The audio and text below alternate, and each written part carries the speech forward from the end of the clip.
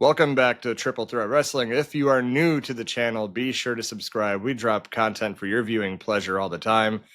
You might notice that me and Wrestling Brother here are dressed in our Sunday best here because this is a very important episode. This is the end of the year. We go through the awards for WWE and we give out the most prestigious awards that we could possibly give out. So, are you excited to get into this? It's our recap of the year.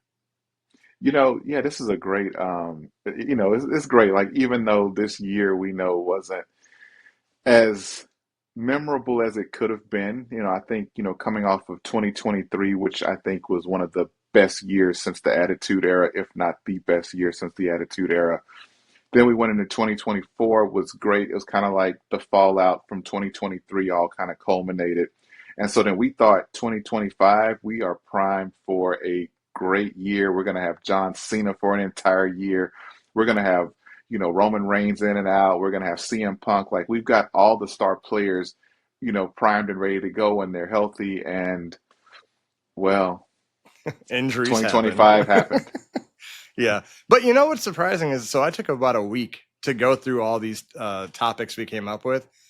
Surprisingly, there were a lot of moments that I'm like, oh, wow, that actually happened this year. Like, but then there's some moments where I'm like, oh, God, that happened this year. But that just showed, I felt like 2023 and 2024 went by super fast, Yeah. and you could really put each year in like a time capsule. But this year did feel like about 2 years in one.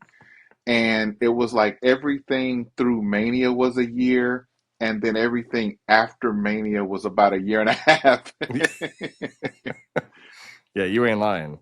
All right, so we're going to get into it. I just had to turn up the volume so I can hear you better because I know we're about to get into this. So start off to a hot start here.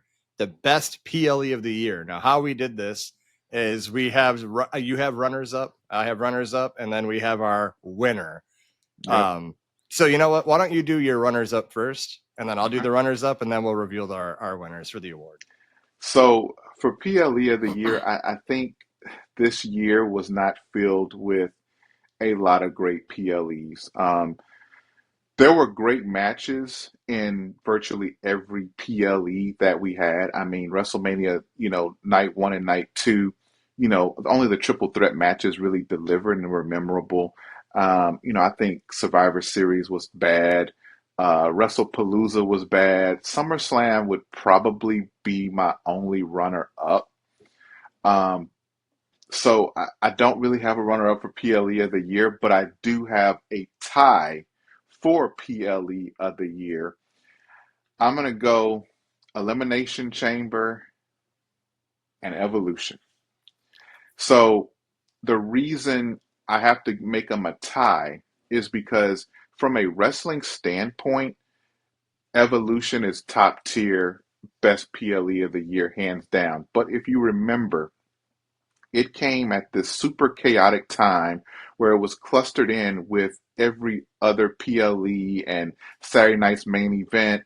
So the booking of it was rushed and not as well thought out. So going in, it was kind of just 2 weeks of booking for the first, all women's PLE in what, 6, 7 years. And it was rushed booking. So going in, the stories were not robust, but the matches delivered and cooked through and through. So from a pure wrestling standpoint and for the stories that they told on the night of Evolution, great PLE. But then when you're talking about actually great storytelling with stories coming in and things kind of playing out throughout the course of Elimination Chamber, and then you bring it home with the heel turn that we never thought we'd see in our lifetime, especially since it was Cena's last year. So for it to end on that note, Cena first, Cena is in that Elimination Chamber. And, it's coming off of him being the runner up at the Royal Rumble to Jey Uso, which I'm sure Jey Uso stuff will come up at some point on this episode. Oh, I'm sure. But he was coming off the heels of that. So in this was like his last opportunity to headline WrestleMania, so he had to win it. So we see him doing kind of some heelish stuff, but you're just thinking, hey, this is desperate aging John Cena. But then the heel turn happens and it was beautiful. And the rest of that card was good too. You also had the women's elimination chamber, which Bianca Belair won, which was equal parts of awesome. But again, this feels like a year and a half ago because of that slow pace of the way everything else has felt throughout the year. But yeah, that happened this year. And it was great. That's when Jade Cargill broke into the cage Yep.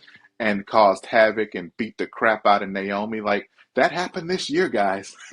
Believe it or not, that happened this year, and that unfolded at Elimination Chamber. So we're talking about a PLE that was built on great storytelling and actually delivered also in ring, and then actually had major developments and other storylines actually playing out in that PLE. Elimination Chamber is that one. Yep. All right. I get you. Um, we're on very much the same course here, except so I have two runners up and I have a actual winner, like without a tie. One runner up is Crown Jewel 2025. I actually liked it because there was some good matches. You had Bronson Reed and Roman Reigns. Stephanie Vacquer beat Tiffany Stratton. Which was good because Tiffany didn't need the win. So having Stephanie, like, you put trust in her to do that. That was a Right. very good match. Io Sky and Rhea Ripley against the Kabuki Warriors was decent. It wasn't like any Io and Rhea match we've had this year, but it was decent. Seth Rollins and Cody put in work. They had a very good match. And John Cena and AJ Styles. Great. It was phenomenal. So good. Just for all those moments, like the Crown Jewel Championships actually felt like it wasn't just a thrown up match. Like there was history in the Cody and Roman or Cody and Seth one. So I liked it. The other runner up, I won't delve too much into it because you already named it, Elimination Chamber 2025. That was a great moment having Naomi in there and Jade coming down. And Naomi's like, oh, yeah, Jade's back. She's trying to play the role. Just gets her ass whooped. And Bianca selling it in the pod. Yes. Such a good And then moment. still having to go on and have a whole Elimination Chamber match. Again, it unfolded on TV was so great. Yep. There are some things that Triple H does get right. Those are one of them, with the production and the camera and all that. But in the men's chamber match, not only was it a good match, but like the stories of Cena playing out with like Punk and like shake their hand, like, oh, one more time, let's do this. And I think one of the best moments in that match is when he grabs Punk and puts him in the STF, and then Rollins screaming at him, die.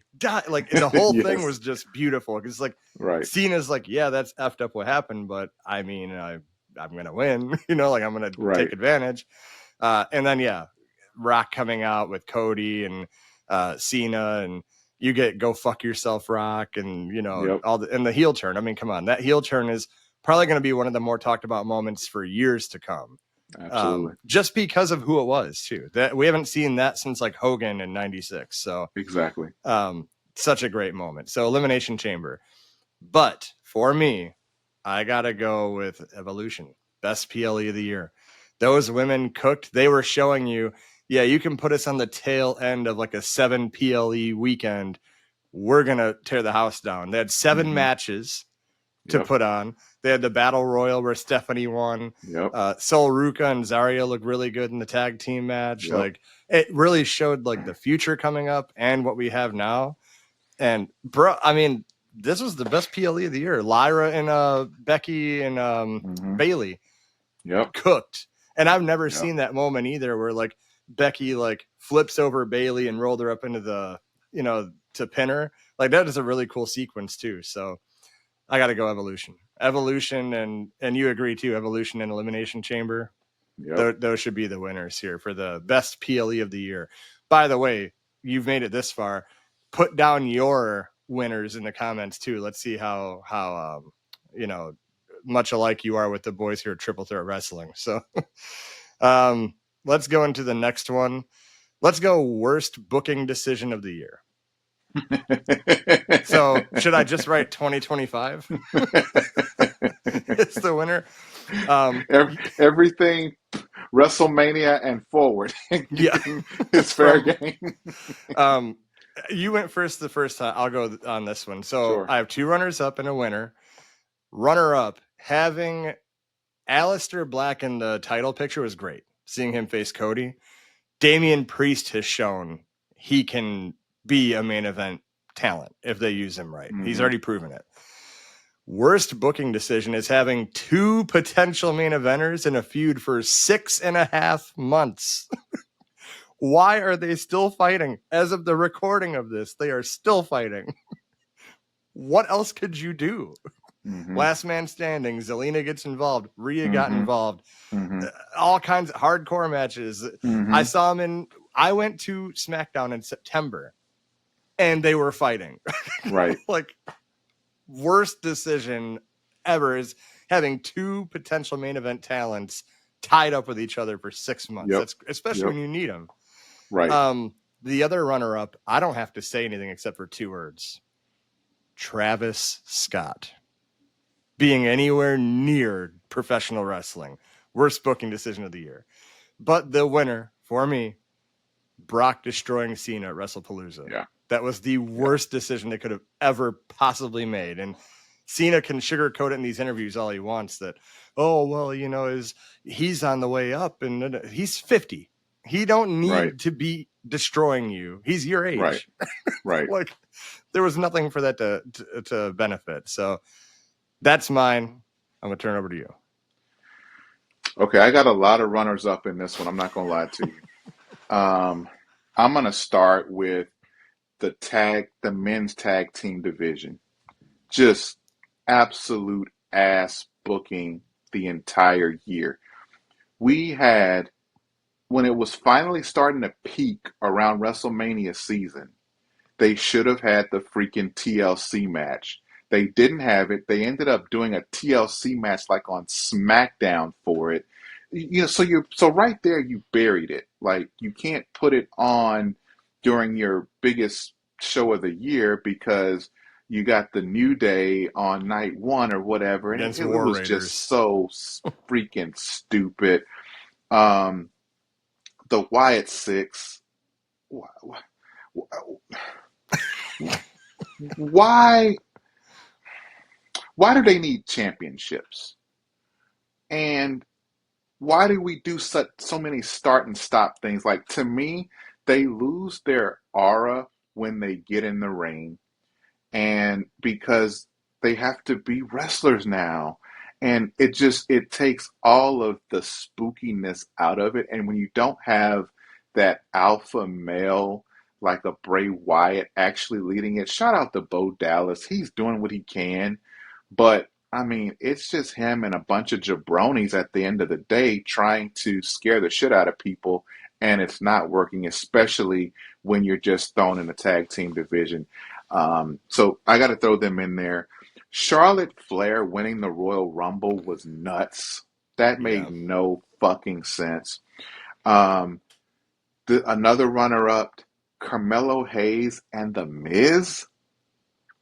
Oh my God. And then the Mellow Don't Miz. What the fuck does that mean? Like, I cringed every time I saw it because you're wasting both of them because both of them are talented, but together it doesn't make any sense. And looks like they're finally starting to get Carmelo back on track, but keep him away from Miz unless he's kicking his ass in the ring or something. But as a unit, doesn't make sense. But the winner, I guess you can call it the winner. The winner of worst booking decision is, and don't get this confused, I was happy that Jey Uso won the Royal Rumble, but the booking of his title run was done very poorly. Very, very poorly. And people can say, oh, well, he can't talk on the mic. And there have been champions that can't talk on the mic every era of wrestling. there has been champions and they've made it work. Jeff Undertaker. Hardy, He's not the best. Yeah. like not the best on the mic, but you when you have those people, RVD, like they're not the greatest on the mic, but you play to what they are good at. He's good at getting the crowd energetic. You can give him a mouthpiece. Maybe make his brother the mouthpiece. Like, do something interesting to keep him interesting because, yeah, after he's done yeeting for 25 freaking minutes, he's winded and he already doesn't know what the hell to say. So don't play to that. Have his opponents be cutting the promos, and then he comes out and just like until you get him to a more comfortable place. Because it wasted a Royal Rumble win should be that breakout moment for somebody that you're going to use as a main eventer moving forward.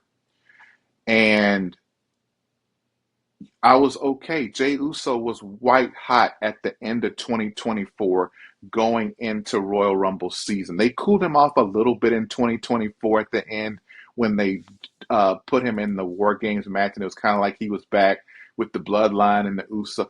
They kind of cooled him just a little bit, but he was able to get that steam right back as soon as he broke off again.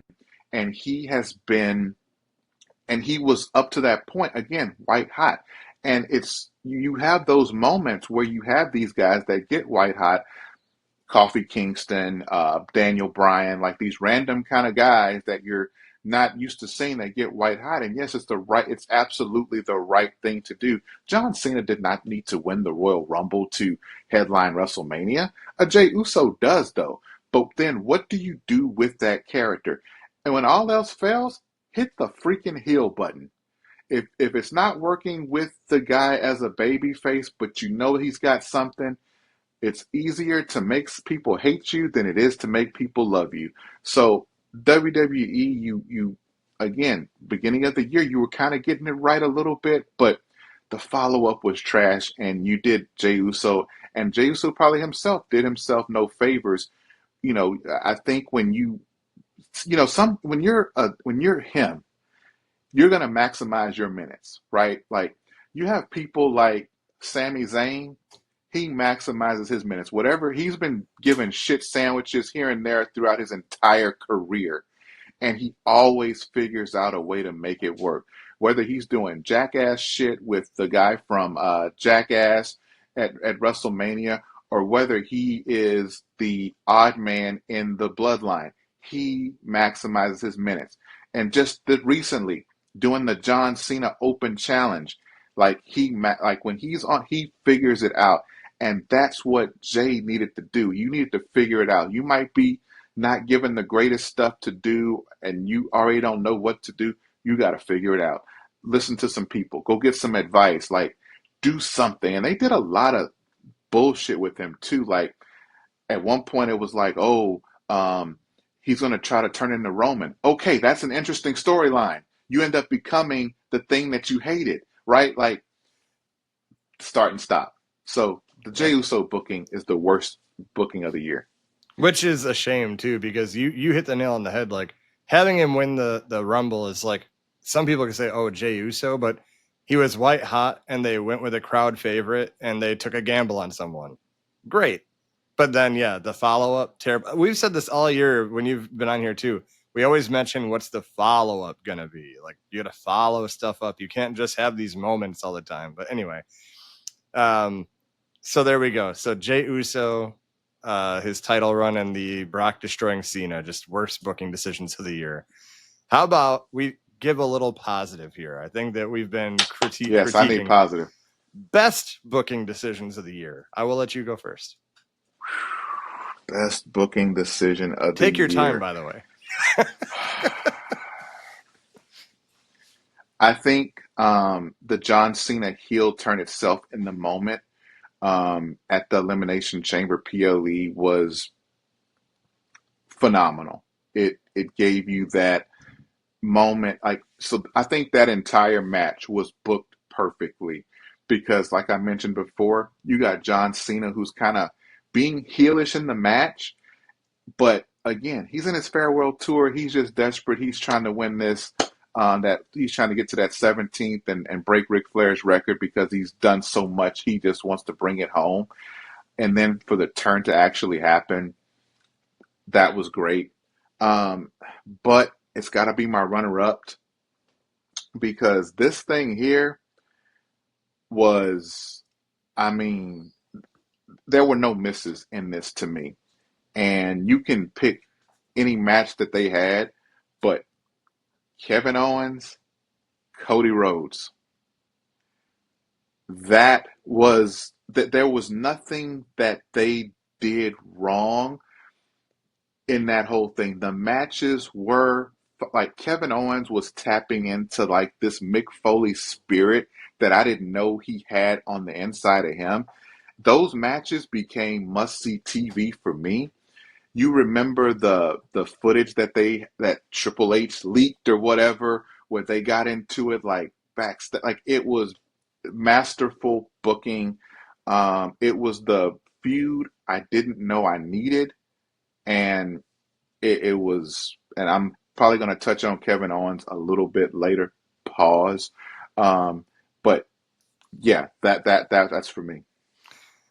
I'm with you on that. I mean, if Kevin Owens didn't get hurt, this whole year might have looked a lot different for a lot of things. But just one guy, because he might have even been in the Cena farewell tour. He might have had a match with Cena. So, and that would have been great. That would have been great. Best booking decisions. That could have been WrestlePalooza. That could have been instead of Brock Lesnar. Brock Lesnar had no business being with Cena. Okay. Let's go back to bad decisions. No, just kidding. Best booking decision of the year. Now, I'm picking some that are off the beaten path because of just my personal feelings on what the decision did for the people involved. One of them is putting Alexa and Charlotte together. I think it really helped get Charlotte out of her rut post Rumble that ruined her so bad. First of all, you could have, this is another thing they don't do. Why wasn't Charlotte a surprise entrant? Why did you announce her 2 weeks beforehand? Same thing with Asuka for the Queen of the Ring tournament. Oh, well, Asuka's back, by the way. It's like, why wouldn't you just have it a mystery opponent and have her come out to a big pop? Charlotte winning would have hit different if they had not announced it. Correct. Then this whole year would have been different again. You could have gotten heat on somebody the whole matchup, and then Charlotte enters at number 30 and beats the shit out of them and tosses them out. That's but when you announce it and it's just like, hey, the Queen's coming to win her shit. Like, yeah, it was terrible. But putting Alexa with her, the character development between them has been amazing. They also fixed the tag title picture. You know, it was already building that way. It was amazing. So I'm like, that is one of the best decisions they could have done is putting those two together. Charlotte is now loved by everyone. And I really hope that they just split them off peacefully and we don't get a Charlotte heel turn. And we can go back to it at some point.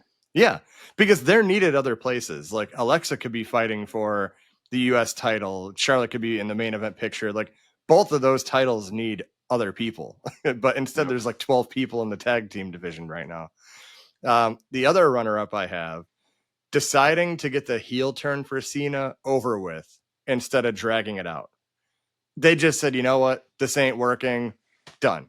And that was the best thing they could have done because then we got AJ Styles and the stuff with Dominik Mysterio and we got face Cena. They could have dragged it out until like his final match and I would have hated that because it's like, I love how they just said, okay, we need to be done with this because it's not working. Right. So it may have seemed like, oh man, he just out of nowhere, I'm a good guy. It's like, but it needed to happen. And I'm glad they made the decision to do that. And now the winner for me is another thing of they made a decision instead of dragging it out and making it unbearable to watch. When Seth got hurt, they could have easily said, well, Seth's on the shelf, let Bron and Bronson like run stuff till he comes back. Right. Best decision of the year. Just go for the moment, have Bron Breakker turn on him, be done with it. Now they can move on and go to different things. Because you know how they do that. Like Chad Gable gets hurt. Now American Made is in this limbo of, well, we'll wait till he comes back. You know, like So I'm And so happy. Ivy Nile is getting fed to freaking Maxine Dupree. That's a wild statement, by the way, because it's true. We're feeding I someone to called Maxine it. Dupree. I called it too. I said she's gonna get fed to Maxine Dupree, and sure enough, she did. Oh yeah. So I think that's the winner for me is Braun Breaker turning on Seth so they don't drag the story out too long. That's the one. So let's do tag team of the year. I was hoping you went with tag team of the year. This one should be Okay. a very fast one. It is super fast. So my runner-up is the Judgment Day, and I say that because they somehow figured out how to get me somewhat interested in JD McDonough. And like he's been cooking in the ring lately. So hey, I'm starting to see the vision. Not Braun Breaker and Bronson Reed, but I see what is seen in JD McDonough now. And I know he's injured right now. I think he'll be back pretty soon. But I'm really interested in seeing them kind of split away and seeing what they do with JD and Finn because both of them can be valuable pieces, especially in that mid card scene. So yeah, that's my runner up. Tag team of the year. You mentioned them earlier, Charlotte and Alexa. This was the team I did not know I needed in my life. Their friendship on camera, and how they really went through the process of becoming a tag team, even though it was a little rushed, because it was like, no, I don't like you, no, I don't like you, and then, yeah, I like you, like let's do this. I feel like it was a little too rushed, but their chemistry on camera has just been amazing. They single-handedly have made the tag team division the women's tag team division obviously more relevant than the men's tag team division, but also more relevant than both of their main titles. Because, shout out to Stephanie Vaquer, love her to death. But her title run has been lackluster, and it's not her fault. It's the quality of talent that she is forced to go against Nikki Bella. because Nikki Bella. exactly because there's and don't Nikki Bella is going to take the title off of Stephanie Vaquer, by the way, and that's not a prediction. That is a spoiler. I digress. But they have, but because of so both of the main titles, and then you got Jade, who is feuding with Michin. And BFAB. Meanwhile, you've got Rhea Ripley, Io Sky, Asuka, Kairi Sane, uh, Alexa, Charlotte, Nia Jax, and Lash Legend all in tag teams. And Bailey and Lyra. And Bailey and Lyra. And then I guess, I don't know, is Becky going to be feuding with the referee? Like, so it, it doesn't make sense. I mean, the tag team division needs to be for like the Secret Harvest and, Sol Ruka and Zarya.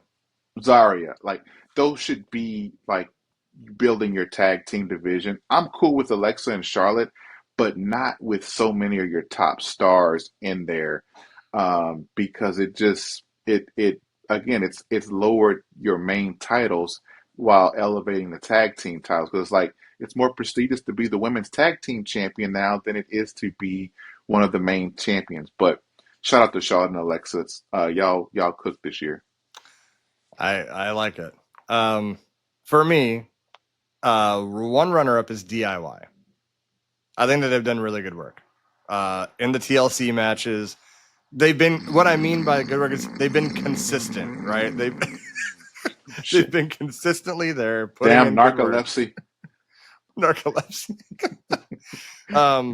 The other I think runner those. up, What is that shit that they advertise on Raw? That OSA or some shit like that. the Stay Awake juice.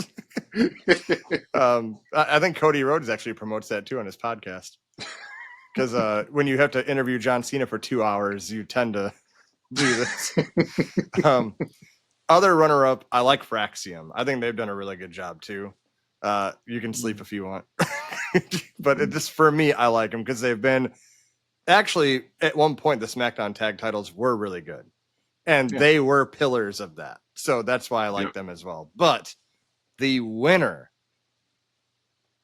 War Raiders. I'm just kidding. It's Charlotte Flair and Alexa Bliss. Obviously, that's for me the best tag team of the year. I'm very much like you said. We didn't know we needed it.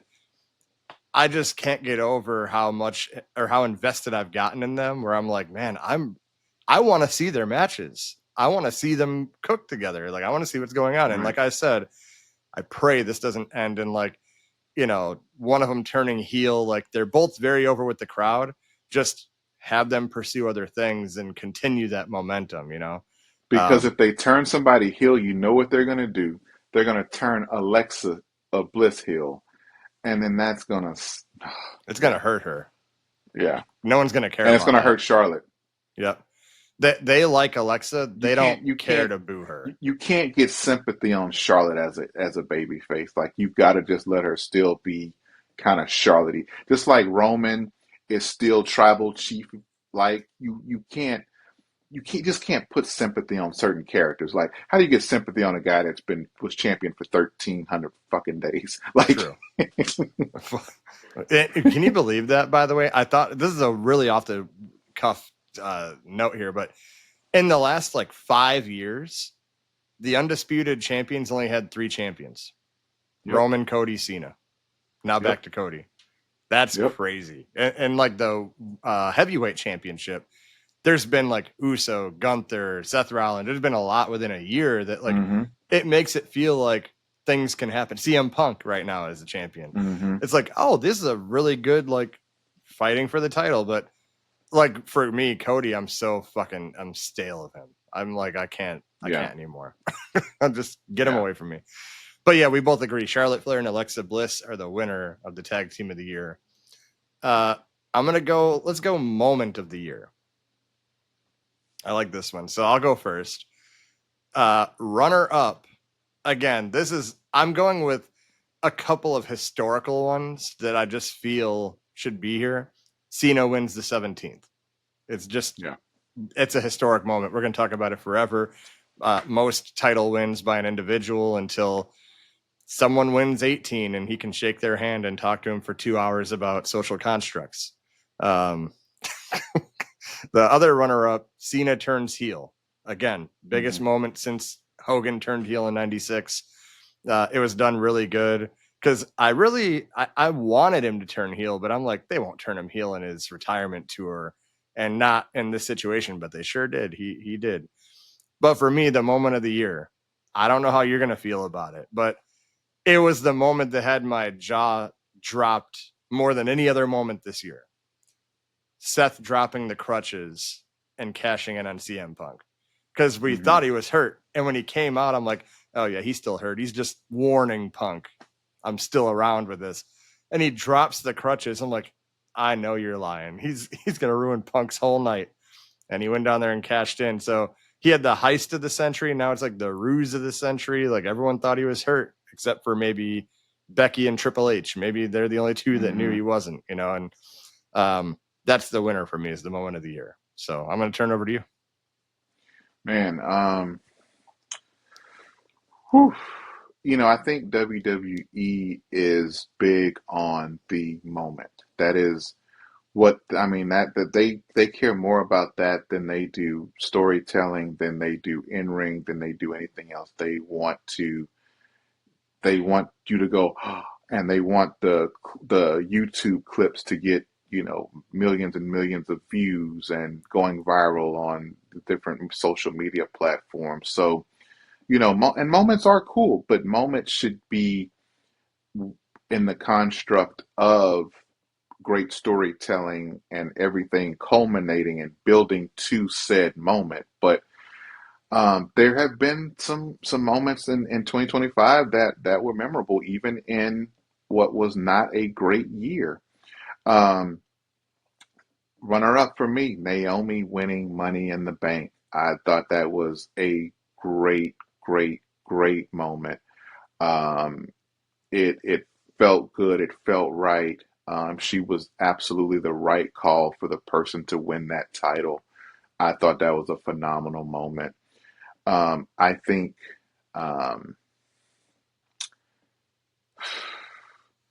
I really liked. I got a couple that I'm still floating because I really like Dom winning the Intercontinental Championship at WrestleMania and the crowd going crazy for it. I thought that was phenomenal, and a star-making moment for him. And I was just curious to see like how they followed up on that, and I think they've done pretty well. But seeing him win it, and then having the wherewithal or the I don't know if it's wherewithal, the gumption to know to go back in the ring and soak up more of that love he's getting from that crowd to make that moment even bigger was great. But at the end of the day, I think the moment of the year has to be with an asterisk on it. I think for me, it was Jey Uso winning the Royal Rumble. It was shocking. I mean, and people can shit on everything else, but it was shocking, and it was like it was something that we talk about it all the time. Like, when are they going to create new stars? It was a star-making moment. It's not 100%, on Jey Uso how things played out because he's got a whole creative team. We see the WWE behind the scenes now. Like, we see everybody at the writers' table. He's got a whole team behind him, plus agents booking the matches and calling them like there's a lot of teams, so there's a lot of people whose fault it is. But that Royal Rumble win was a great moment, and it was absolutely the right call. And it was the overwhelming fan favorite at the time, and still now. I know the internet wrestling community uh, overwhelmingly dislikes the guy for whatever reason because he's only got 5 moves, but so did John Cena, so does Brock Lesnar. So like he ain't the only one. Like and so again, that was my moment of the year. And I know that's a controversial pick to say, but again, it was the right call. It was the right moment. It was the fan favorite. It's the merch seller. It was good. I got winded just hearing you talk about that, talking about Jey Uso. Okay, because he gets winded all the time. Like, and you see on Unreal when yeah, Triple H was talking to him. We're gonna put the rocket on you. We're gonna. What do you think about all that? Yeah, Oos. You know I got it. I'm like, you sound like It's the just fat me, guy in the Oos. longest yard when he. Yeah. Well, I mean, yeah. No, I can see it. I'm not gonna hate on it. I think that it's a good moment for sure. I mean, like I said, we're not talking about the follow up. It was the moment. So It the was a moment. moment, I can't argue with you on that. So, Yeah. you know what? This is gonna be a fun one. Let's do promo of the year. Our promo of the year. I'll let you go first on this one. Promo of the year. I think this was a year where storytelling wasn't great overall. So when storytelling isn't great, you don't always get a whole lot of great promos. But both the runner-up and the promo of the year came from the same feud. And it was a short and sweet one because John Cena only had a few dates. It was CM Punk versus John Cena. So the runner-up is CM Punk's Thugonomics promo. It was so memorable. I look at promos as this promo should make me want to watch this match. That's it's promo is short for promotion. It's just like when you have uh, two boxers face off before their match or whatever. It's that. It's building the hype. And again, a lot of things this year felt rushed and felt like the bills weren't there. And this was another case of it because you had so many PLEs back to back to back. And if it wasn't a PLE, it was a Saturday night's main event a week before the PLE. So, and then they made Saturday night's main events kind of like PLEs because you have these matches, title matches or marquee matches happening on Saturday night's main event. And so this rivalry kind of got clustered in there, but their ability to have these two word wordsmiths that can just cook on the mic. This was John Cena's best mic work for the promo of the year when he did the Cena pipe bomb. That was peak John Cena right there. Like that was his best promo as a heel, following the best heel turn we've seen since Hogan in 1996. So that hands down, that was great. Like it built up the match. It took Cena out of that because the promos he was cutting as a heel before, they were dry. They were, he's just coming down to the ring and he's, gaslighting the fans and all of that. But this, he was really laser focused on out promoing another amazing promo artist in CM Punk. So runner up CM Punk's Thugonomics, but the best promo of the year is Cena's pipe bomb. I liked it. This is why you're a good fit on this show, because we really are like-minded, because I have two runners up and a winner. First runner up is Cena's pipe bomb. It was so good. Hi Claudio Castagnoli. Hi Nick Namath. Like that was crazy. Very good promo. And the way he actually copied a lot of verbatim of what CM Punk said to him when he was laying on that table was really well done. It was the details. Correct. The other runner up, Punk Life.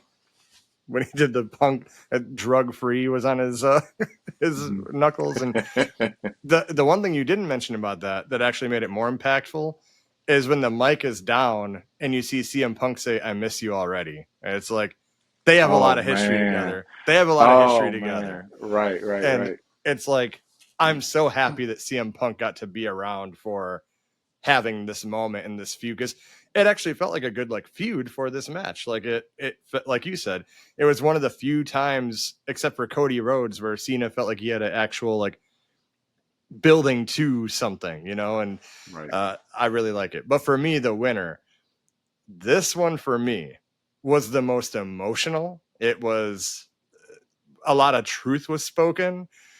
It was a phenomenal promo. Paul Heyman and Jey Uso, right after he turned on Roman and Punk. Man. When he was screaming at him, "I'm always the bad guy. Roman left me on the island of relevancy. I got powerbombed through a table, but I'm the asshole." Like his face was red. It was like, this is really Paul Heyman. Like he's like, his character is saying you're always blaming me, but these people did me dirty. So why can't I do this? So, and then he said, "Screw you and your whole freaking family." Like it was such a good fucking promo. Paul Heyman and Jey Uso, promo of the year for me. And CM Punk and Cena, I have them as my runner-up, so I cannot disagree with you. Those are definitely need to be there. So I think right now is a good time to go with Breakout Superstar of the Year. I'll go first on this one. So my runner-up is Stephanie Vaquer. I think that she's done a lot of good work this year, being double champ down in NXT, getting called up, not wasting much time, showing that she can go right into that main event scene, and now she's the champion there. Had a very good year. So, being one of her first year in the main roster, those are breakout moments for her for sure. The other one, this one might be a little controversial because some people will agree, some people won't. I put Penta as a runner-up because ever since he debuted, he's been involved in a lot of important shit. He didn't get called up like Rusev and then go play with tag teams for the first few months of Otis and Tozawa, whatever, right? So I do like Penta there. For me, the winner is Javon Evans. He's everywhere. And I've loved his work. He fought AJ Styles and Dragon Lee. He's hung in there with Sami Zayn and Ilya Dragunov. So, yeah, I got to go with Javon Evans. He's been everywhere, and he might even get called up here soon. I think he might end up on SmackDown here soon because he's already had that moment with Nick Aldis. So it'll be interesting. So it's up to you. Breakout Superstar of the Year. So I think so I have a couple runner-ups. One, Bron Breakker. It's almost hard to call him a breakout because it's like as soon as he's called up, he's going to be, and they're calling him the future multi-year WrestleMania main event type guy or whatever. But I really like the fact that they were able to get Seth, albeit with his injury, but being able to get Seth out of that mix and really put the focus on Braun Breaker. I really like that. He's done a couple of decent promos lately. So, they're going to strap the rocket ship to him at some point. But I also think that this was a major year for Dominik Mysterio. I think he was already kind of a star, but kind of getting to that next level. I think this year has positioned him to get to the next level sometime next year. I believe, well, and next year starts in a week. I fully believe that he's going to win Money in the Bank next year, and that is going to fit him like a glove. And, he's going to be world champion within the next, 12 months or so. I think he'll hold a world championship. But when you talk about breakout star of the year, this guy came from New Japan. He is a part of this amazing Samoan dynasty and is just absolutely killing it, face paint and all. JC Mateo has had a killer year. And I am absolutely trolling right now. I was gonna say, I'm like, I'll hear you out. This is my when we did the new generation era, and you had me going about Doink. That was my moment. No, it was Stephanie Vaquer. Stephanie Vaquer. We can't look at what she's doing right now and measure breakout star of the year. Breakout star of the year. This person, she came from another promotion, spent just a little bit of time in NXT, and was called up immediately. And you could tell that she was not going to go through the typical call up mid card, maybe test you out a little bit kind of pathway. You could tell they were protecting her. She was winning every match. Her entrance looked amazing. You could tell the rocket ship was going to be on her, and they did that. Again, now she's the champion, and now all of the logical competitors that she would face are a part of all these tag teams now. And so now she is stuck, facing a total divas person, and likely going to lose her title to that because it was too much too soon. Even though she's ready for the moment's not ready for her because we don't have the right players in place for her to face. So, she really got rushed to the front of the line when Naomi went down. Again, she's the right person, just not, they didn't have, it's like when a curveball was thrown this year, Hunter and the team just did not, it was like they had one plan, like, hey, we're going to stick to this script. And there was no pivoting available. So it's just, if that doesn't work, okay, well, I had this plan over here and I don't know how to rewrite that one. So we're just going to have to plug in Nikki Bella and Michin until further notice. Yeah, no, I hear you. I mean, Stephanie Vaquer she's my runner-up too, for obvious reasons. She's good, but I do disagree on the Nikki Bella thing. I actually think that Roxanne could win it in that triple threat. Or not Roxanne, Raquel Rodriguez. And I think Roxanne and Liv Morgan come out and maybe turn on her and turn her as a babyface champion. That could happen. But if Nikki Bella wins that title, I'm going to throw up in my mouth. I do not want to see that. So check it out. Nikki Bella cut a decent promo last Monday. She was not in her typical, Nikki Bella high school looking jacket. She, looked, like a mature woman, poised. She looked like somebody that could be a good heel champion. We will see. Because last thing I want is Nikki Bella with the hat turned backwards and, the fake ass Letterman looking jacket. But this Nikki Bella I saw on Raw, if this Nikki Bella had been the one I seen for the past 3 or 4 months, this would really feel like the right move. I do think it's the right move if they are doing that kind of character pivot with Nikki Bella to where she's a woman and more serious and more, because she can do okay in the ring. It's just her promo work since she's been back has been absolute trash. But what I saw from her last week, I'm okay because I think right now we're wasting Stephanie Vaquer and we're killing her allure. If we're gonna kill anybody's allure, let it be Nikki Bella. Yeah, no, I hear you.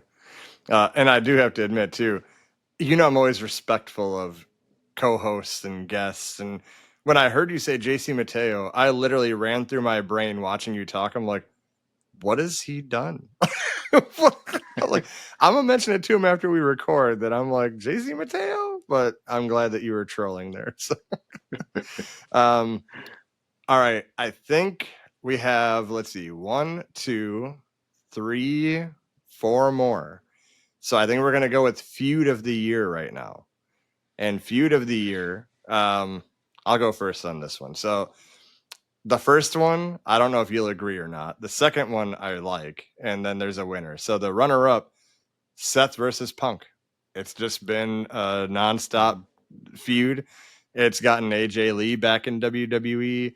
It had really good moments with Becky slapping Punk, and like us at home are like, just GTS her, but like, Hmm. I'm not going to hit a woman. Like, it all set up perfectly for AJ Lee to come back. And it was probably the only bright spot of WrestlePalooza, and it wasn't that bright of a spot though, but it was like it was there helping along. And the feud's been really good. The cash in on Punk at SummerSlam, everything until Seth got hurt. They're going to come back and revisit it at some point. So definitely a feud of the year. Runner up. The other runner up, Cody versus Kevin Owens. It only Hmm. lasted a little bit, but it was very good. The Royal Rumble Hmm. match, the ladder match, Hmm. phenomenal. And that spot with Hmm. Kevin Owens going through the ladder looked horrific. It was Hmm. just great. And I mean, I know it carried over from 2024, but that had legs and it was very good. I think it could have went and been revisited this year too. I think Kevin Owens should have been in that title picture more. But for me, the winner, it helped elevate a title. It helped showcase these individuals. It gave us one of the best heel versions of a character we've ever seen is Becky Lynch and Lyra Valkyria. That's Hmm. the feud of the year. They built that Hmm. Intercontinental Championship prestige from the ground up. Lyra looks like $1,000,000 going up against Becky Lynch. Becky Lynch is cutting the best heel work and promos of her entire life at this point. Like, she's must see. Um, Anything she touches is gold right now. So because of this feud, I mean, I didn't see Lyra maybe going for a world title picture for a while, but coming out of that feud, like I could definitely see Lyra feuding with Stephanie for a title match, if Stephanie's still champion. So I think it did really good for both women, and that's going to be the feud of the year for me. So I will turn to you. I have kind of a sleeper feud here, and it's as Is it Aleister runner-up. Black and Damian Priest? That one just going to put you to sleep That's the feud at this of point. the year. It's been the whole year. It really has.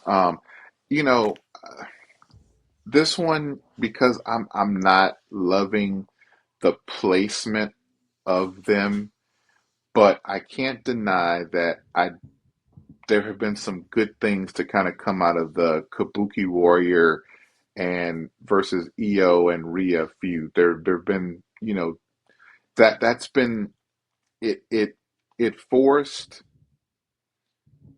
I feel like it forced this it's hard for me to really, but like between the Kabuki Warriors and Io Sky, it's forcing something that I feel can lead to even better stuff down the line if booked properly. Because I would love to see a one-on-one Io Sky Asuka feud, kind of just 2 or 3 matches where they just destroy each other. But I know they're in that. But I feel that they have been feuding for a while, and they really built war games around those teams. And it's been again, it's a sleeper feud. I don't like Rhea in this tag team. Like she's kind of the odd man out, but the feud itself has been pretty good. There have been some. I think it's elevated the Kabuki Warriors. Like they feel important in that women's tag team division, as to where I think without that feud, they wouldn't feel as huge, especially when you're talking about Charlotte and Alexa, and then Rhea and Io, and Nia Jax, and Lash Legend. They feel at home right there with them because of that feud. So that's kind of where I am with that. But my feud of the year, and as short-lived as it was, Kevin Owens versus Cody Rhodes. It was everything you want a feud in 2025 to be. They made it must-see TV. They made great matches at Saturday night's main event. It was fire.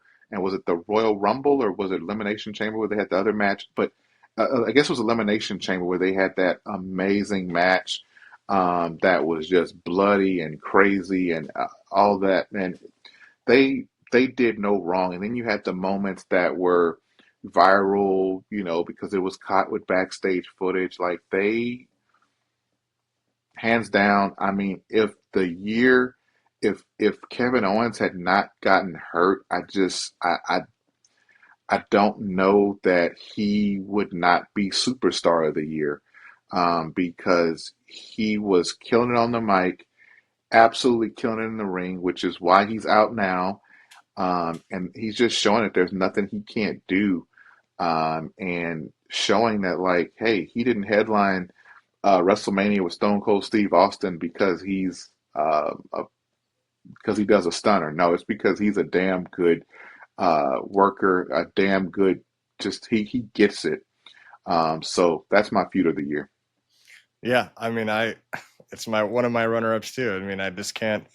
That ladder match was just one of the best ladder matches I've seen in so long, because we get so numb Ridiculous, to it, and it was ridiculous, just so man. freaking good. I can't get that spot out of my head with him getting Dude, thrown into the ladder. I don't, I don't throw, I don't compare matches from the era I grew up in with now very often, because so often those originals were just one of a kind. But man, that was the best ladder match I've seen since Razor and Shawn. Yeah, I think so. I completely agree. Um, we're getting down to our final three here, so I think we go with female superstar of the year, and I will let you kick us off. Female superstar of the year. This category is tough because, like we've been talking about, the singles division is not where it should be. Like there's, all the good stars are in tag teams right now. So, I had trouble with this one because, it's hard not to have Tiffany and Stephanie as runners up, because they have been carrying the division, or whatever, if you want to call it that. Um, but I think the runner up is Becky Lynch. She has, as a heel, when they first brought her back, I was like, I just didn't want more Becky Hogan, and I like Becky. She was one of the most, she was at one point the most over star in the entire company, just a few years ago. But what killed Becky for me was when she made another return at SummerSlam and squashed Bianca Belair. I absolutely hated that, and that killed everything for me. I had no problem with Becky coming back and even being in the title picture at that point, but coming back and on your first night on a big stage like SummerSlam, squashing this person who's been a dominant champion over the past couple of years, and squashing her like she ain't shit, really pissed me off. But her tapping into this heel character, like she was one of the she's been one of the best heels on the mic. I love when she's talking her shit and saying that, she's the best female wrestler ever, and it's not just her saying it, it's Sports Illustrated saying it and just backing it up because everything that she's saying is correct. You Yeah. know, um, even when down to this feud with Maxine Dupree, where the referee's fast counting her and all that shit. Like she has a point on all this stuff. She's correct, but she's just playing it off so well, and it honestly could have been a tie, but I want to give female superstar of the year to Naomi. I think Naomi, did a masterful job with her heel turn, like, and I was afraid that after the whole Jade thing, we knew if you knew, you knew well, there was a little doubt in my mind that it could have been Bianca and they were turning her heel, but the smart money was that it was Naomi.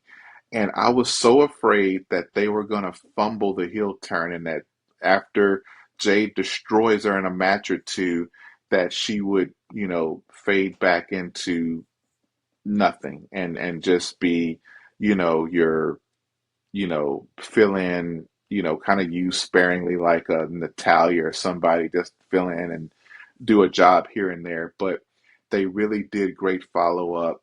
She did such amazing heel work as with the proceed with caution. She was doing such good heel work that she was getting baby face reactions. That's how good her heel work was. And then winning Money in the Bank, then the cash in, and just being the champion. And of course, she had to relinquish the championship because she is fulfilling another one of her dreams, which is to be a mother. So she's a female superstar of the year for me. I like it. She's only gone because Big Jim did not proceed with caution. He did not, and I cannot blame him. Yeah. So my runner-up, I actually I have it tiered for myself, like the second runner-up, first runner-up, and then the winner. And the second runner-up for me is Naomi, and it's Sol Ruka too. I like her Yeah, on the main roster. She's done great she's work. cooking. I mean, that match with Bailey, fire at Saturday Night Main Event. Ridiculous. And she's hung in there with Charlotte Ridiculous. and Alexa and Io Yep. Sky and them in these tag team matches. She's done phenomenal this year. And Naomi, that heel turn was very good for her. The proceed with caution thing was very good. The cashing in at Evolution was very good. And even the promo she cut when she was saying she's leaving to become a mother, she left as a heel. Like she did it Right. perfect. Right. She's awesome. Second one for me. Now, even though she's a runner-up, she's my favorite female superstar. But I think someone else deserves it more. But Io Sky is the first runner-up. Io Sky is very good. The only complaint I have about her this year is she won the title and they did nothing with it. She kind of disappeared, but that's not on her. That's just on their booking. Because when she did get a chance to cook with Stephanie and with Rhea and with Bianca, like there was great matches this year, unbelievable matches. So she's in there. The winner for me, and by the way, it's not just me saying that she's the female superstar of the year. It's other people say it. Sports Illustrated says it. Becky Lynch has done the best work with what her character is out of anyone on the roster right now. In my opinion. And I mean, the promos are great. When she was in Chicago, when we went to the show, she was the loudest heat of the night. Right. She knows how to rile the crowd up. The things that she says, like you said, she's got a point to it all. There's always like truth to it. It's like when Kevin Owens was a heel, like he was complaining in those car videos he was making, but there were points to what he was saying. Like, those are the best kind of heels. And I think she's done just phenomenal work. Even the stuff with AJ Lee and Seth and Punk, and she's been everywhere. So, I mean, I got to give it to her. Winner of the female superstar of the year, Becky Lynch. So I will leave this up to you. Do you want to do superstar of the year last or match of the year last? guess we should do male superstar of the year. Male superstar of the year. I will let you kick off. So, male superstar of the year. It This is a harder one, isn't it? The this one was female one. very hard because of the booking, right? And it's like nobody really had years. I mean, and there's never a flawless year, but no one just had the year like Drew had last year or like Romans had, in past couple of years or what have you. We didn't see that, but I think Gunther is a great runner-up. He's had a great year. He has one asterisk by his name. He should have never tapped out to Jey Uso. He should have Yeah. lost. He should have lost. We're in the storytelling business.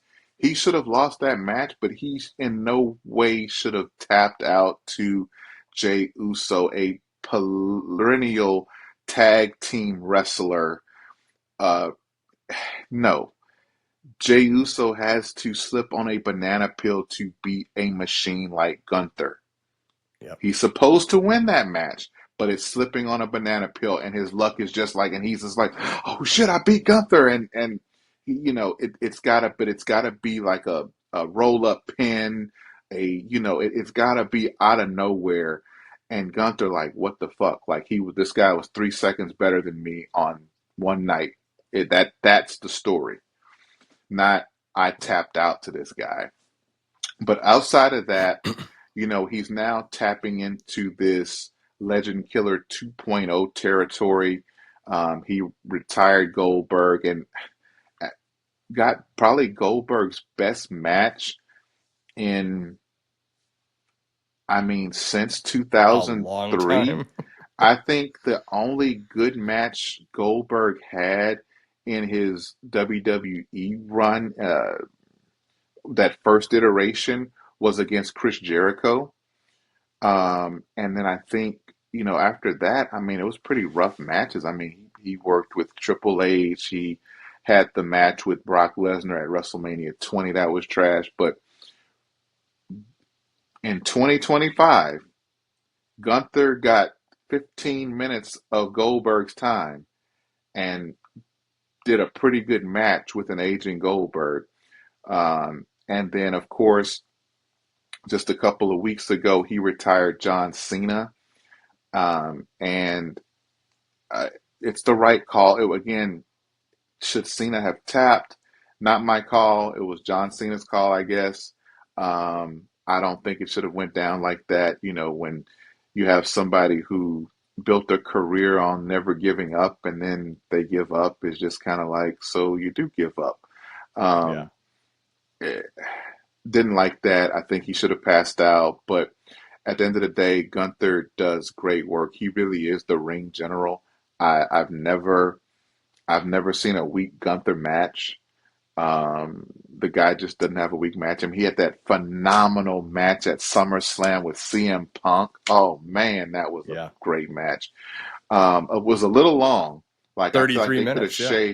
They could have shaved the first 10 minutes of that match off, and that would have been in my match of the year contender if you shaved that first 10 minutes of that match off. But yeah, he's one of my runner-up. The other runner-up is CM Punk. CM Punk has done great promos, great mic work. He was in there in that awesome main event at WrestleMania Night 1, Triple Threat with Seth and Roman. They absolutely killed it. The amazing, with thing with Paul Heyman. Who's he going to side with? He walked CM Punk down. It was beautiful storytelling. Everything was great. He had the moment where he beat Gunther and was champion for all of 5 minutes. Then we had Seth Rollins come out. So CM Punk has been a part of so many great things this year. And now he's the world champion, following Seth, not being able, CM Punk wins the world championship, and now he's likely going to be the one to kind of passed the torch over to Bronson Reed, not Bronson Reed, Braun Braun Breaker. Breaker, and I'm okay with that. I don't think it's going to be on that Raw thing. I don't think it's going to be a title change. It might though, because nothing else. I The reason I think it may not be that, because I would, and I don't know if it's my personal preference, that I would rather Drew beat Cody Rhodes in Berlin. I don't know if that's just my personal um, bias there, but I don't see both world titles changing at the beginning of the year on non PLE type shows. I do think one of those titles changes. Um, I wouldn't be mad at CM Punk, dropping it to Braun Breaker though. But I do think he drops it to him at some point. And again, that's the role CM Punk should be doing. He should have the title for a moment and then be able to kind of almost be a transitional champion and get it on to somebody they can put over. But superstar of the year, male superstar of the year, that is John Cena. Uh, you know, uh, there are reports that John Cena said he was available over 200 dates in 2025, and WWE decided, no, we just need you for 30. Fuck them. Um, and so, this year could have been, I shudder to think how great this year could have been with Cena for more dates, especially following the heel turn, how he could have really developed that heel character, because John Cena at his core, he's an actor. He knows what to do, and I think it really would have cooked. But you know, uh, despite some of the lackluster booking, despite some weird calls, the Brock Lesnar match, the R-Truth stuff, like there were some things that are kind of like, do we really need that? But all in all, Cena gave us some hits this year. His SummerSlam match with Cody Rhodes was great. His match with AJ Styles was amazing, with all the callbacks to all those finishers of everybody that they could think of under the sun. He put over Dominik Mysterio a couple times. He worked with Gunther, like we just talked about, put Gunther over. He, I The mean, Randy Orton the match. the Randy Orton match in St. Louis, the promo work. I even enjoyed the first couple of Cena heel promos when they were overseas, because it was so different.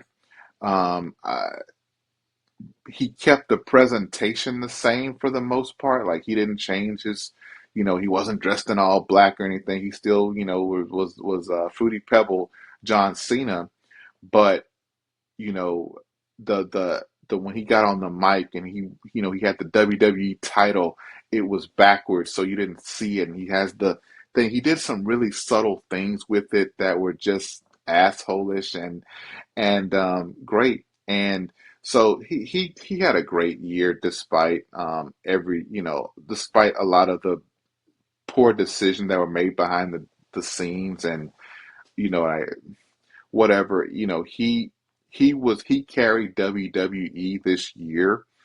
Um, I know that this year is tainted and that a lot of people are down on it, but in this down year, he had the best story in the business, and he was able to go out on his own. Nobody's ever done this in wrestling, where you've got a whole year dedicated to you.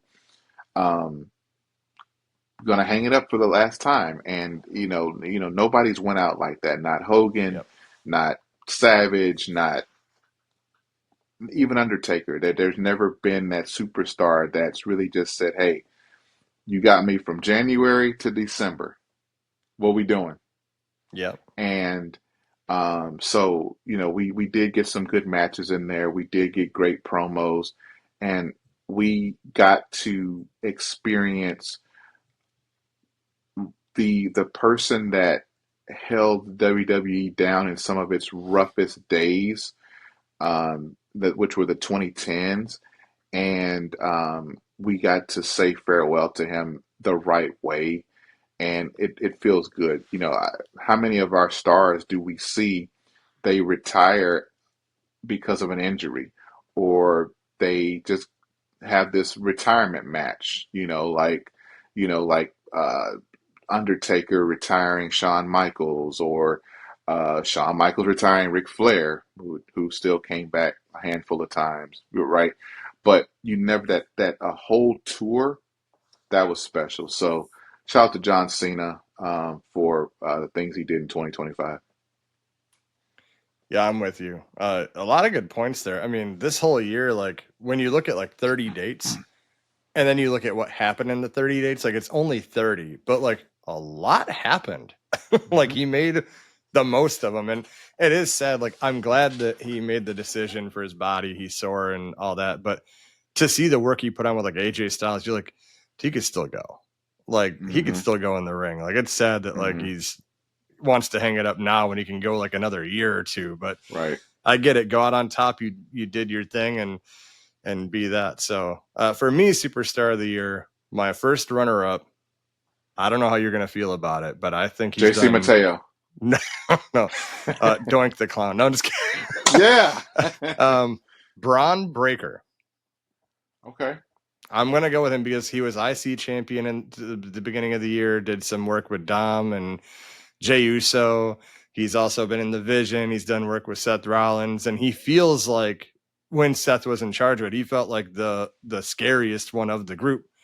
Yeah. And with Heyman as his voice now, I mean he could go very far because I mean he did cut a couple of good promos. One of them was good. The other one I think he's trying to push it a little too far, and he kind of Right. I think his weakness is he gets too amped up and then he like forgets like the next word because he's talking too fast. I think he just needs to like reel it in, be a badass. You don't gotta get all hyper and like whatever, right? So that's why he's a runner up. But I do think he won't win the match either against CM Punk. I would much rather, if they're gonna change titles, get the damn title off Cody Rhodes because something's got to change on Hmm. SmackDown. And Hmm. Drew McIntyre has put in enough work and he deserves it, which brings me to my first runner up, Drew McIntyre. This whole year, it doesn't matter if it's the shittiest job or not. We need you to do this. Drew does it. He's been in the U.S. title picture with LA Knight. He's done the work with Jelly Roll and Randy Orton. Like he's done work with Logan Paul. And now Yeah. he's like been in this 4 or 5 month thing with Cody Rhodes where it's like, okay, 3 stages of hell coming up. If you don't win it here, what is the point of all this? Like, Yeah. change the title, give it to Drew, let him have a good run with it. He's more than capable. So that's why he's number 1 runner up. But for me, the whole year was built around him. It's John Cena. The never seen 17. When you did that, by the way, it reminded me how great Gunther's follow up is. The AJ Styles goes, hey, by the way, like phenomenal follow up. But no, John Cena, superstar of the year. The work he's put in, it has been great. We got to see him face off with Randy Orton one more time. He faced off against Hmm. CM Punk one more time. The stuff with Dominik Mysterio, getting the whole Judgment Day involved so they can hear the noise that he mentioned so much. Taking a Tahana bomb from Raquel Hmm. Rodriguez. So Hmm. awesome year. Capped off with the AJ Styles stuff and Gunther. I mean, it was a very good match with Gunther. It was a wrestling match. It wasn't over the top. We had one table spot, but they mainly kept it in the ring and he tapped. And like I said on my review, the only way I'll accept the tap out is the follow up. So far, Hmm. Gunther's been stellar. So Yeah. as long as they continue that, like he's been like this legend killer 2.0 you mentioned, but I think Randy Orton was like the legend killer. Like I just want to end the legend. It Hmm. feels like Gunther's more the career killer. Like I'm going to make Right. sure you never wrestle again. Like now Yeah. Goldberg's gone, Cena's gone. And I think having He's the AJ legend Styles, retirer. yeah, yeah. So when AJ Styles was by the car waiting for Gunther, I think that's foreshadowing he's about to end Absolutely. AJ Styles at the end of the year too. Absolutely. So, He's going to well, not end next AJ year. Styles and Lesnar and probably Jericho. I would not hate it. I mean, that could be his shtick, and Yep. if he's not in the title picture, he can be ending careers. So, Yep. but not to detour. John Cena is the superstar of the year. No ifs, ands, or buts about it. So shout out to him. Happy retirement. Never seen 17. So this brings us to the main award of the show. The thing that everyone tries to accomplish is having the match of the year. Mm-hmm. And I'll lead us off here. So my first runner-up is Rhea Ripley versus Io Sky at Evolution. Mm-hmm. It was a phenomenal match. Io Sky and Rhea make magic man. every single time they're together. And having the Naomi cash in after, getting her involved with it, everything was just perfect. It was a very good match. But it's not match of the year. My first runner-up, Roman versus Punk versus Rollins at Mania 41. Phenomenal match. The storytelling with Paul Heyman was awesome. And even though I kind of knew, like, he's probably going to side with Seth because this is going to be the moment that they're going for. But just seeing, like, the little moments with, like, Roman smirking when he takes out Punk with a chair, like, oh, yeah, my wise man. Yeah, like, we're going to do it. Then he low blows him, but then, like, kind of plays with him a little bit when he does it to Roman. But anyway, the match was phenomenal. And for me, the best moment of the match is when Rollins don't even look behind him. He just holds his hand out. And then Paul Heyman just puts the chair in his hand. Like, he didn't even have to look. He's like, yeah, he'll put it right there. Was very good. But the winner, match of the year, is John Cena and AJ Styles. I can't argue with it. The callbacks to, especially if you've watched both men's careers, seeing like Samoa Joe's finisher and Sting's finishers and the sister Abigail, one of the best moments of the year. We should have had it in our moments of the year, but there were other moments. But the whole fireflies around the arena, Sister Abigail was special. Such a special moment. It was just such a damn good match. I mean, it's not like when they had their Royal Rumble match in like 2016 or whatever it is. Obviously, they're 9 years older, but they still cooked a phenomenal match. And for me, that is the match of the year. I will turn it to you.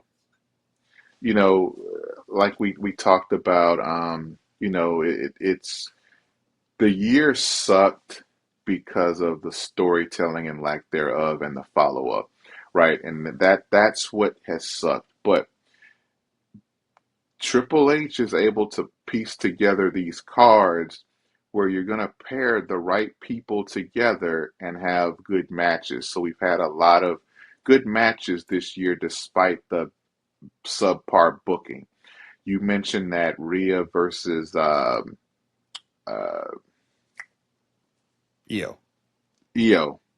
Man, that match was so special at Evolution. It's not one of my runner-up. It's definitely in my top 5. I remember texting a friend during this match, and I was like, dude, this match is ridiculous. And he's like, yeah, they cooking. My first runner-up is KO versus Cody, the ladder match. Again, you're really high on that feud. You like it. Anything that I'm comparing to Razor Ramon versus Shawn Michaels has got to be in the top because Razor and Shawn at Mania 10 and at SummerSlam the following year were both legendary ladder matches, and they set the bar for ladder matches. And the only ladder matches that have been in that rare air like these two have been ones with like the Hardys and Edge and Christian and the Dudleys and things like that. Like now turning it into something totally different. That feud was special. That match was special. Another runner-up is Cena versus AJ. Fun match. I think why it couldn't be match of the year for me is because there wasn't a lot of story. And I know you don't need a story between, two people who are legends and, on the back end of their career. I know the match kind of sells itself, but to me, when I think about a good match, like you got guys in WWE who can work their ass off. We talked about JD McDonough. We talked about, all the guys that, DIY, like those guys cook in the ring, but like, where's the story? Because to me, professional, what sets professional wrestling, aside from everything else, is that male soap opera element that really does the dirty work to sell the match.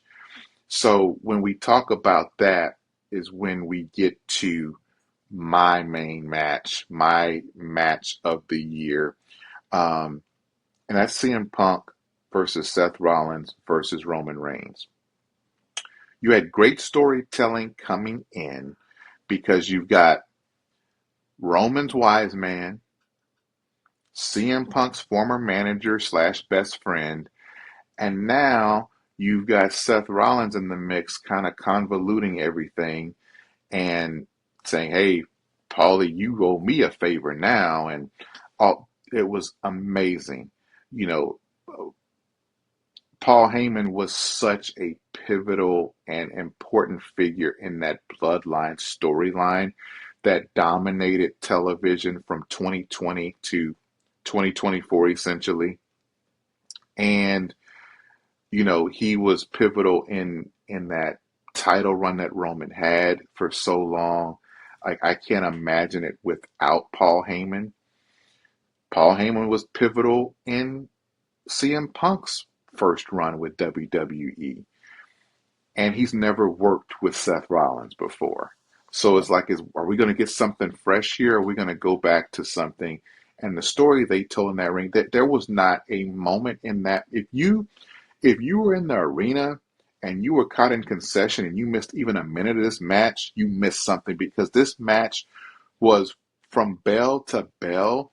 It was nonstop action. You had probably your three biggest stars in the company, not named Cody Rhodes, in that match, and they delivered from bell to bell. And I again, I became a wrestling fan during the tail end of like the golden era and everything. So I've seen great stories told. I've Yep. seen, Macho Man and Miss Elizabeth. I've seen McMahon and versus Austin. I've I've been through those. I've been through the Nexus versus John Cena. Like, all these great stories. So Austin versus Rock. I mean, I was in the building for WrestleMania 17, and they had this amazing story built with the background music, My Way or the Highway.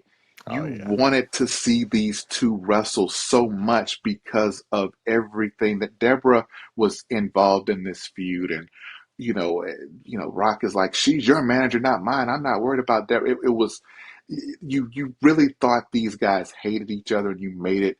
That's the feel. It kind of gave me that feel that these guys really all hate each other, and they've got this match had no title at stake or anything. It was Paul Heyman that was in the midst of everything, and it just felt so. To me, that's what really sold it. Match of the year, in my opinion. Another one that could have been there is the triple threat match: Bianca Belair, Yep. uh, Rhea Ripley, Io Sky. That's another one that could have been in there, but I think that one lacked a little bit of storytelling that the one I just mentioned had. And it also had like the weird Io Sky winning on Raw 2 weeks before Mania. It's like, well, she was going to retain anyway. Why didn't she just win at Mania? But whatever. Right.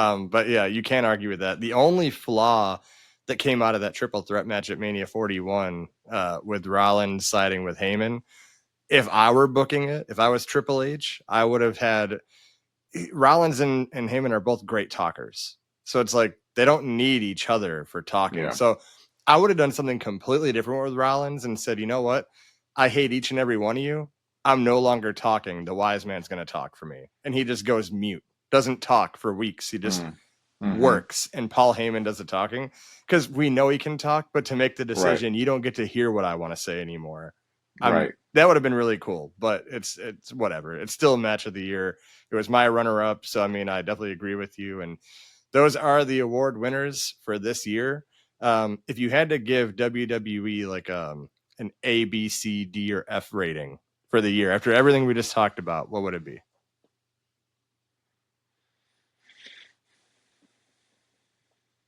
I feel like I've been down on them a lot this year. I gotta stay consistent. It's a D. It was A a D. D year. Um, because everything we talked about this year, this in this episode, imagine if there had just been a little more effort put into follow up, a little more effort put into storytelling, a little more effort put into building up people that we want to see as stars next year, and the years to come. Imagine this would be a totally different conversation. We'd be talking totally different about 2025. I wish there was some wiggle room, more flexibility around pivoting when somebody goes down. That's one of the things I felt that Vince McMahon did well. When people went down, he figured it out. Hey, next man up. Let's keep moving. And he could pivot storylines and things like that. It feels like if Triple H had his mind set on a storyline and something goes wrong, well, F that storyline and it's just, hey, Michin, you're up. You don't have anything Yeah. to do, so you're in, you know. Um, so yeah, I got to give it a D because I think it was a year that very easily could have been a B plus, A minus year, with all the blessings that they had. You had John Cena for a year. If he wasn't there, a lot of our list is missing because most of the moments came from him. Yep. Um, I We'd be agree. I talking mean, a lot more about Michin. oh yeah, ladies and gentlemen, meet you. um, yeah, I would go. I'm not gonna go a D, but I will go like C minus. It's right there. Um, and now I will give them a little credit. You can't control injuries. And you got No. Bianca Belair, Kevin Owens. I mean, the list goes on. Ilya Dragunov was injured for a lot of the time. And there's a lot of injuries. So, like, what do you do? But Well, you got when, 12 writers in the writers' room. Hold those guys accountable. yep. Well, and that's the thing, too, is like building people up. I mean, when you know you're short, like we don't have a Bianca. Now we don't have Tiffany Stratton. We don't. So why are all your main event people in the tag division? You should. And why are we building that up to like you've already established it with Charlotte and Alexa? Have maybe two of those tag teams like Lyra and Bailey and Sil Ruka and Zarya come up, feud for that. Have Rhea and Io stay in these title pictures, and God, you need help in the women's United States title picture. Right. Julia, nothing wrong with Julia. They booked her like shit, and that's why that title is irrelevant. You proved you can do it with the IC title, and you have the people like Alexa Bliss now or whoever that Hmm. can easily switch in there and build that title up with Julia. You just don't do it. That's the problem. Yep. Unlike the male counterpart, the U.S. title feels amazing right now. You get the open Right. challenge. There's so many good things from it. Carmelo is now your U.S. title holder. I mean, that's great. Well, you're clapping. How long did it take him to fix Carmelo after they put him with the Miz? I think a lot of the year is a C minus because you have the wrong people in the wrong place. And if Yep. you can just fine tune that roster to where it needs to be, you could easily be a B or an A. You could be, Yep. but they're not. So anyway, that is all the award winners on our end. If you are watching this long and you like everything we had to say, drop it in the comments or put your own winners of the categories and see if you can blow our minds. Maybe we forgot about some moments because we're so caught up in the other ones. But also make sure we're asking a lot. There's a link tree in the description box. You're going to buy your merch anyway. You're going to buy your WWE stuff. Just support your boys here at Triple Threat Wrestling so we can buy Matt some medicine and get him better so we can come back next week. So until the next time, Jarvis, it was awesome having you on here, and let's hope for a better 2026. So, yep. All right. We'll see you guys on the next one.